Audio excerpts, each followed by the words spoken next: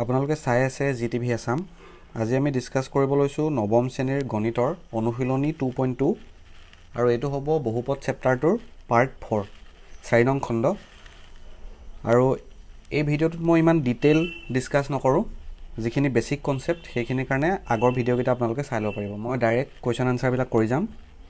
আৰু কিছুমান সৰু কথা কৈ যাম লগতে চাই যাব।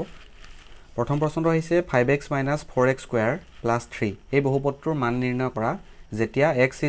0। ইয়াত কি কৰিম আমি, যেটো বহুপদ দিয়া আছে সাপোজ এটো px বুলি আমি ধৰি লৈছো, এটা নাম দি লৈছো বহুপদটোৰ, তেতিয়া আমাৰ কৰিবলৈ সুবিধা হয়। x = 0 তাৰ মানে আমাক কি উলিয়াব দিছে, p0 উলিয়াব দিছে। x ৰ জাগাত আমি 0 বহাই দিম। 5 * 0 - 4 * 0 স্কয়াৰ + 3 এটো কি হৈ যাব, 5 * 0 0 আকৌ 0 + 3 উত্তৰটো কিমান লালে 3। গতিকে 5x - 4x স্কয়াৰ + 3 এই বহুপদটোৰ মানটো 3 ওলালে যেতিয়া x = 0 হয়। নেক্সট প্ৰশ্নটো চোৱা, x = -1 বহুপদটো কি দিয়া আছিল, 5x - 4x স্কয়াৰ + 3 যেতিয়া x = -1 হয় বহুপদটোৰ মান কিমান হ'ব, x ৰ জাগাত আমি -1 বহাই দিম। 5x আছিলে 5 * -1 - 4 * -1 স্কয়াৰ + 3 ঠিক আছে। কিমান হ'ব, -5 - 4 * -1 স্কয়াৰ মানে 1 কিমান হৈ গ'ল, -5 - 4 + 3 5 4 9 -9 হ'ল + 3 তাৰ মানে -6 এটোৱে হৈ গৈছে আনসাৰ। x = -1 হলে ভ্যালু ওলালে -6। পিছৰ প্ৰশ্নটো চোৱা, x = 2 বহুপদটো কি আছিল, 5x - 4x স্কয়াৰ + 3 x = 2 হলে কি কৰিম আমি, x ৰ জাগাত 2 বহাই দিম। -4 * 2 স্কয়াৰ + 3 5 2 10 2 স্কয়াৰ মানে 4 + 3 কিমান হ'ব, 10 বিয়োগ 4 4 * 16 + 3 10 3 13 -16 মানে -3 এটো হৈ গৈছে আনসাৰ। 2 নম্বৰ প্ৰশ্নটোলে মন কৰা, তলৰ বহুপদবোৰৰ প্ৰত্যেকৰ বাবে p0 p1 আৰু p2 নিৰ্ণয় কৰা। প্ৰথমটো দিছে py = y² - y + 1। এতিয়া আমি p0 কেনেকৈ উলিয়াম, p0 উলিয়াম y ৰ জাগাত আমি 0 বহাই দিম। 0 স্কয়াৰ -0 + 1 কিমান লালে, 0 - 0 + 1 মানে 1। নেক্সটটো আমি চাও p1 কৰিলে আমি কি কৰিম, 1 স্কয়াৰ -1 + 1 কিমান হ'ব, -1 + 1 কাটি দিও যদি 1। নেক্সট আমি চাও p2 y ৰ জাগাত কি বহাম, 2 বহাম। 2 স্কয়াৰ -2 + 1 কিমান হ'ব, 2 স্কয়াৰ 4 -2 + 1 4 1 5 5 ৰ 2 গলে 3। গতিকে কি ওলালে ভ্যালু কিটা আমাৰ, এটা ওলালে 1, নেক্সট 1 আৰু 3 1 1 আৰু 3 p0 1 p1 1 p2 3। পিছৰ প্ৰশ্নটো চোৱা, pt দিয়া আছে 2 + t + 2t স্কয়াৰ - t³ আমাক কি লিখিব দিছে,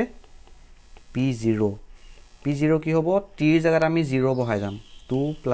0 + 2 * 0 স্কয়াৰ - 0³ কিমান হ'ব, 2 + 0 + 0 - 0 কিমান লালে 2। গতিকে p0 টো আমি 2 পাই গলো আৰু উলিয়াব কি দিছে আমাক, p0 p1 আৰু p2। এতিয়া আমি উলিয়াম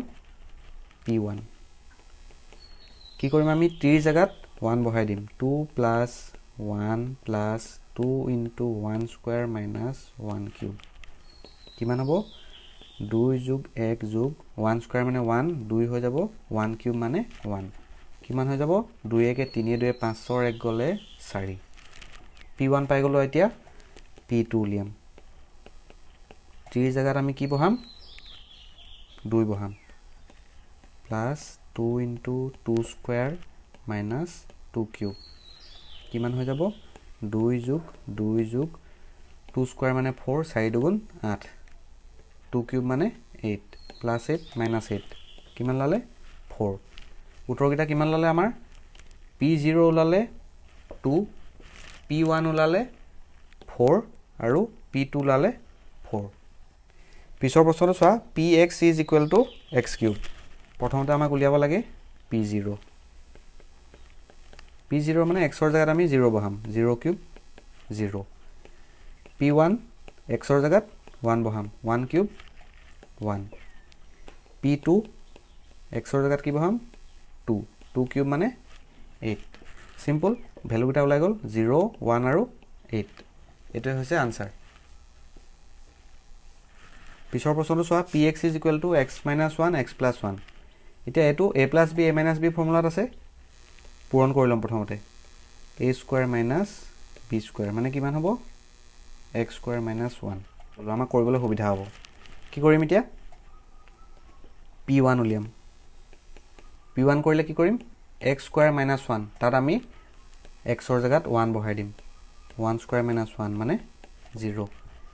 যদি p2 উলিয়াও কি কৰিম x² - 1 আছিল তাত 2 বহাই দিম 2² - 1 2 স্কয়ার 4 4 গলে 3 p0 উলিয়াব আছিল p0 উলিয়ালে কি কৰিম 0² - 1 কিমান লালে -1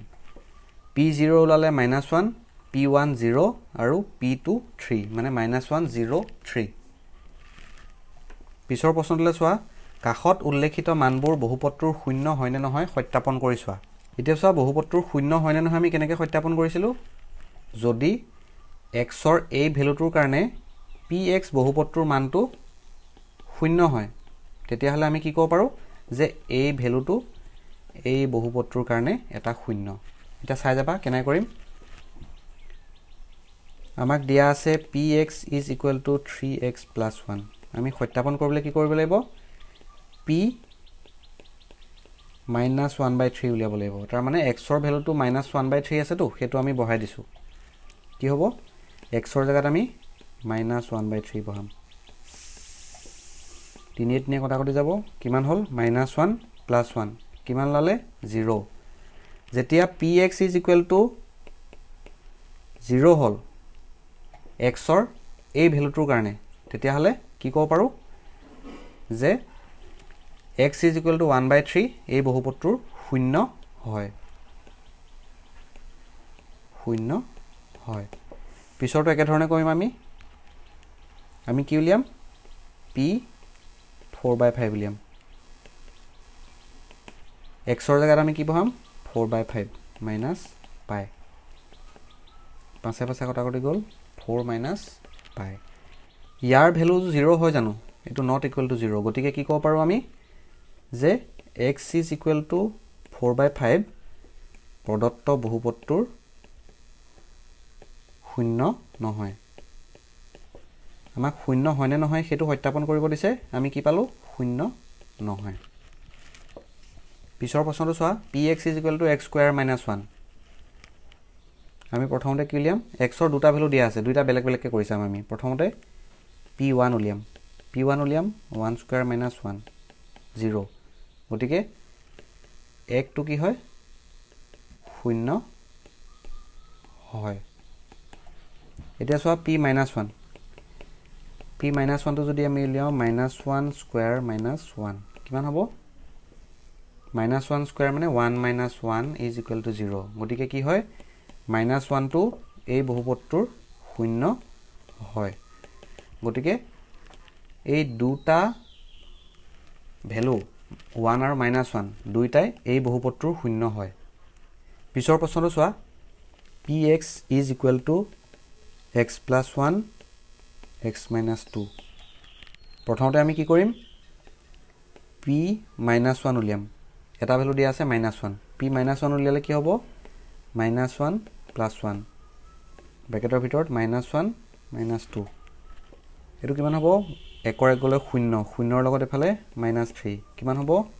0 গতিকে p -1 টো 0 ওলালে আমাৰ 0 ওলোৱাৰ কাৰণে -1 টো কি হ'ব 0 হয় নেক্সট চোৱা 2 দিয়া আছে গতিকে আমি p2 উলিয়াম কি আছিল বহুপদটো x + 1 x - 2 এই বহুপদটোত এক্সৰ জেগাত আমি কি বহাম 2 বহাই দিম 2 + 1 2 - 2 3 পূৰণ 0 কিমান হ'ব 0 গতিকে 2টো বহুপদটোৰ 0 হয় পিছৰ প্ৰশ্নলৈ মন কৰা px = x², x = 0 আমি কি উলিয়াম p0 উলিয়াম p0 উলিয়ালে কি হ'ব 0² 0² মানে 0 গতিকে x = 0 এইটো বহুপদটোৰ 0 হয় পিছৰটো চোৱা কি দিয়া আছে বহুপদটো px = lx + m x = -m/l গতিকে আমি কি উলিয়াম p - m/l উলিয়াম গতিকে x ৰ জায়গাত কি বহাম -m/l বাকিখিনি একে থাকিব l l কটা কৰি যাব -m + m কিমান লালে 0 যেতিয়া 0 ওলাই তেতিয়া আমি কি পাম যে 0 হয় তাৰ মানে এই ভ্যালুটো এই বহুপদটোৰ কাৰণে এটা 0 হয় পিছৰ প্ৰশ্নটোলৈ মন কৰা px = 3x² - 1 x ৰ দুটা ভ্যালু দিয়া আছে দুইটাৰ কাৰণে আমি বেলেগ বেলেগকৈ কৰিব লাগিব প্ৰথমতে -1/3 টো কৰি চাওঁ p - 1/√3 কি কৰিম আমি x ৰ জায়গাত -1/√3 টো বহাই দিম কিমান হ'ব -2 স্কয়াৰ কৰিলে মাইনাস চিনটো উঠি যাব ওপৰত আহিব 1 তলত আহিব 3 3 3 কটা কৰি যাব 1 - 1 মানে 0 তাৰ মানে এটো আমি কি পালো যে 0 হয় পিছত দিয়া আছে 2/√3 এতিয়া আমি কি উলিয়াম p 2/√3 ইয়াৰ ভ্যালুটো মন কৰিবা কি আছিল 3x² x ৰ জায়গাত আমি বহাম 2/√3 স্কয়াৰ - 1 ওপৰত হ'ব 2 2 4 তলত আহিব 3 3 3 কটা কৰি যাব 4 - 1 কিমান লালে 3 3 ওলাইছে আমাৰ 0 ওলোৱা নাই ইজ নট ইকুৱেল টু 0 গতিকে 2/√3 টো কি হয় 0 নহয় বুজি পালা পিছৰ প্ৰশ্নটো চোৱা px = 2x + 1 x = 1/2 আমি কি উলিয়াম p 1/2 উলিয়াম x ৰ জায়গাত 1/2 বহাই দিছো 2 2 কটা কৰি যাব 1 + 1 2 ইজ নট ইকুৱেল টু 0 গতিকে x = 1/2 0 নহয় পিছৰ প্ৰশ্নটো মন কৰা তলৰ প্ৰতিটো বহুপদৰ 0 নিৰ্ণয় কৰা px = x + 5 বহুপদৰ 0 উলিয়াবলৈ আমি কি কৰি লৈছিলো যে px বহুপদটোৰ মানটো আমি 0 বুলি ধৰি লৈছিলো 0 বুলি ধৰি ললে কি হয় এটা সমীকৰণলৈ কনভাৰ্ট হৈ যায় আৰু সমীকৰণলৈ কনভাৰ্ট হৈ গলে আমি x ৰ ভ্যালুটো উলিয়াই লব পাৰো কিমান ললে x = -5 গতিকে x = -5 এইটোৱে হৈছে বহুপদটোৰ 0 কিমান ললে 0 টো -5 পিছৰ প্ৰশ্নটো চোৱা px টো আমি আকৌ 0 বুলি ধৰি লম তাৰ মানে কি হ'ব px ৰ জায়গাত বহাই দিম x - 5 = 0 সমীকৰণৰ নিয়ম মতে বাওঁফালে আছে -5 সোঁফালে গুচি গলে +5 হৈ যাব x ৰ ভ্যালু কিমান লালে 5 গতিকে এইটোৱে হৈছে বহুপদটোৰ 0 পিছৰ প্ৰশ্নটো চোৱা px = 2x + 5 0 ধৰি লৈছো 2x + 5 সেই ভ্যালুটো বহাই দিম সমীকৰণৰ নিয়ম মতে কি হ'ব 5 টো সোঁফালে গুচি গলে -5 হৈ যাব ইয়াত 2 টো পূৰণ হৈ আছে সোঁফালে গুচি গলে হৰণ হৈ যাব -5/2 এটোই হৈ গৈছে প্ৰদত্ত বহুপদটোৰ এটা 0 -5/2 পিছৰ প্ৰশ্নটো চোৱা 3x - 2 দিয়া আছে বহুপদটো গতিকে px = 0 বুলি ধৰি লম 3x - 2 = 0 হৈ যাব 2 টো বাওঁফালে আছে সোঁফালে গুচি গলে প্লাস হৈ যাব এফালে 3 টো পূৰণ হৈ আছে সোঁফালে গুচি গলে হৰণ হৈ যাব 2/3 এটোই হৈ গৈছে আনসাৰ পিছৰ প্ৰশ্নটো চোৱা px = 3x px = 0 বুলি ধৰি লম গতিকে 3x = 0 x = কি হ'ব 0/3 মানে কিমান 0 এইটোৱে হৈছে এই বহুপদটোৰ এটা 0 পিছৰ প্ৰশ্নটো চোৱা px = ax একেদৰে আমি এটো 0 বুলি ধৰি লম px ৰ জায়গাত ax টো বহাই দিম কিমান লালে x = 0/a 0/a মানে 0 আনসাৰটো কি হৈ যাব 0 পিছৰ প্ৰশ্নটো চোৱা px = cx + d 0 ধৰি লৈছো px ৰ জায়গাত বহাই দিম cx + d এতিয়া সমীকৰণৰ নিয়ম মতে কি হ'ব d টো যদি আমি সোঁফালে লৈ যাওঁ -d হৈ যাব ইয়াত cx c টো পূৰণ হৈ আছে x ৰ লগত সোঁফালে লৈ গ'লে -d/c হৈ যাব এটোৱে হৈ গৈছে বহুপদটোৰ শূন্য এটা তোমালোক এটা বস্তুত কনফিউজ হ'ব পাৰা c is not equal to 0 কেলে দিছে এটো যদি 0 হয় আমি ইয়াৰ মানটো আমি নিৰ্ণয় কৰিব নোৱাৰো তেতিয়া কি হৈ যাব অনিৰ্ণয় হৈ যাব যদি c is equal to 0 হয় আমাক c is not equal to 0 বুলি হেতু কাৰণে কৈছে আৰু c d বাস্তৱ সংখ্যা হ'ব লাগিব গতিকে এইখিনিয়ে হৈছে অনুশীলনী 2.2 ৰ প্ৰশ্নোত্তৰ আশা কৰো তোমালোকে সকলোখিনি বুজি পালা যদি বুজি পোৱাত অসুবিধা হৈছে তলত কমেন্ট কৰি জনাবা আৰু লগতে ভিডিওটো কেনেকুৱা পালা হেতু জনাবা পিছৰটো ক্লাছত আমি আলোচনা কৰিম ভাগশেষ উপপাদ্য গতিকে এনেকুৱা ধৰণৰ ভিডিওবিলাক পাই থাকিবলৈ চেনেলটো সাবস্ক্ৰাইব কৰি দিবা ধন্যবাদ